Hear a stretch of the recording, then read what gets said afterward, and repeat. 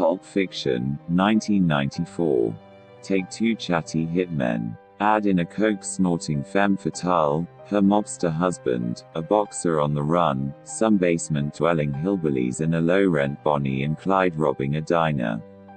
Drench the whole thing in the comprehensive pop-cultural obsessions of its creator, and voila, you have the royale with cheese of 1990s independent cinema.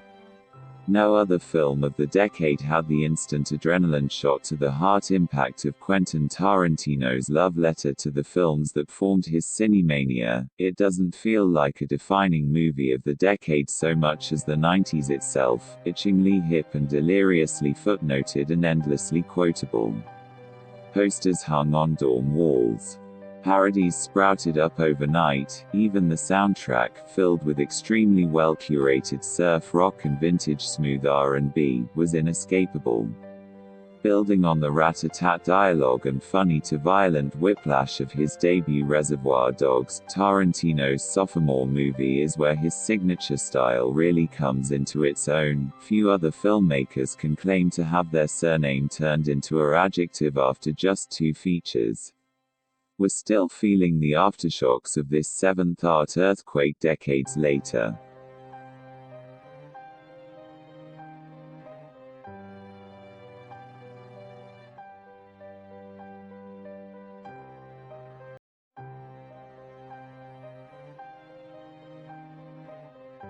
The Silence of the Lambs, 1991, the infamous mask, those giant moths, the grotesque handiwork of not one but 2 chillingly nicknamed homicidal maniacs. Late his liver with some fava beans and a nice Chianti. It's been decades since Jonathan Demme's serial killer thriller swept the Oscars and scared the bejesus out of audiences, and none of its indelible images or best lines have faded from our collective memory. The late, great director and screenwriter Ted Talley immediately makes you complicit in this Faustian bargain between Jodie Foster's promising FBI cadet Clarice Starling and Anthony Hopkins' savage bon vivant Hannibal Lecter. Every conversation with Hannibal Lecter turns into a strange, singular flirtation. Which doesn't mean the creators ignore the era's casual chauvinism. Check out the way Demme frames the library assistant staring Starling down. Everything plays out like a perverse Pygmalion. She deciphers his enigmatic clues while he isolates the trauma that makes her tick and schools her in the proper etiquette of the psychopath. Clarice is warned not to let Hannibal into her head, but she does, and now we'll never get him out of ours.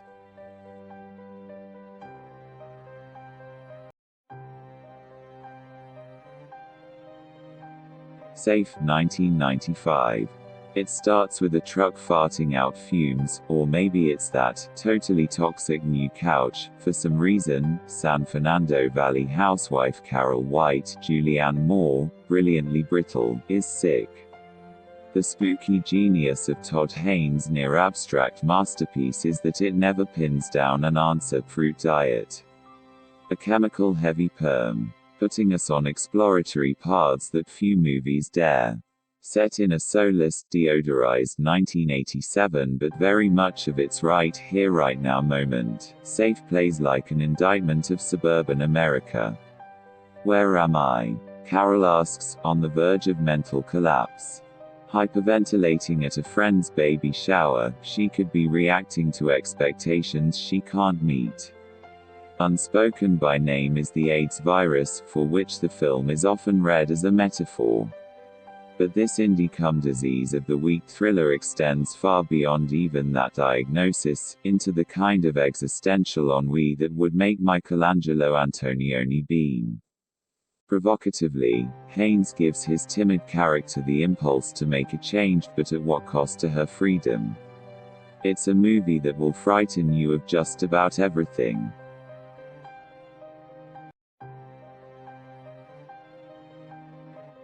Hoop Dreams, 1994. The movie that smuggled long-form observational documentary into multiplexes, gave birth to a generation of filmmakers and made mass audiences reckon with the challenges of being young, poor and black in America, the one that Roger Ebert called, the Great American Documentary. Shot over 6 years and presented over 3 breathless hours, this Oscar-nominated epic from filmmakers Steve James, Frederick Marks and Peter Gilbert follows teenagers William Gates and Arthur Agee, wildly talented basketball players from Chicago's South Side, as the young men go from playground to gymnasium, from courtside dramas to myriad struggles at home. Even a quarter of a century later, with its protagonists having drifted into middle age, Hoop Dreams still plays like a buzzer beater. And that's because it tells a story still largely unheard in popular art, one that comes alive through a gathering of complex, intimate details, and takes the time to trace the twists and turns, thrills and indignities that only real life can offer. It's a full-on, time-tested American masterpiece.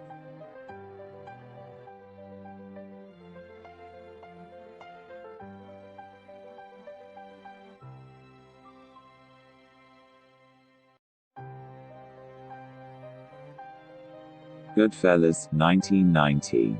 As far back as I can remember, I always wanted to be a gangster.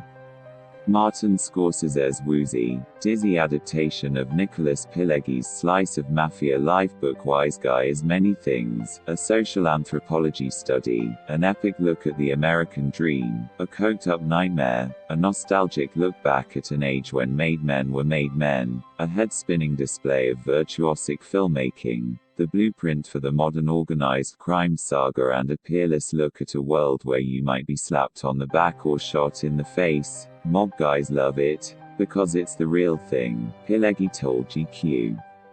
They say, it's like a home movie.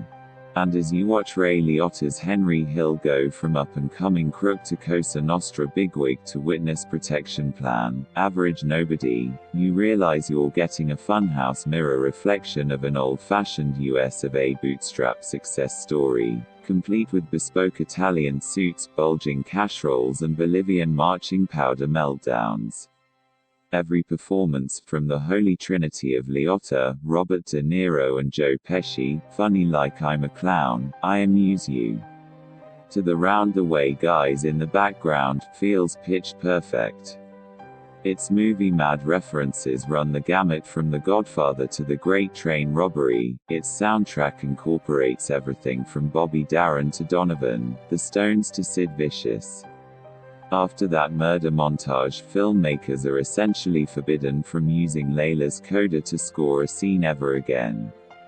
Its influence is incalculable. You don't get a million moving camera showstoppers without that Copacabana tour, and you definitely don't get the Tarantino, AL, mix of black humor and horrifying violence without Goodfellas getting that combination down to a science first. And though Scorsese had made great movies before and would make great ones after this mob flick hit feels like a summation of his culturally specific, universally thrilling cinema about men on the edge. There are movies that may be more emblematic of the 90s, but this was the one that set the pace for the entire decade, a high mark that left most other contenders to the throne looking like schnooks.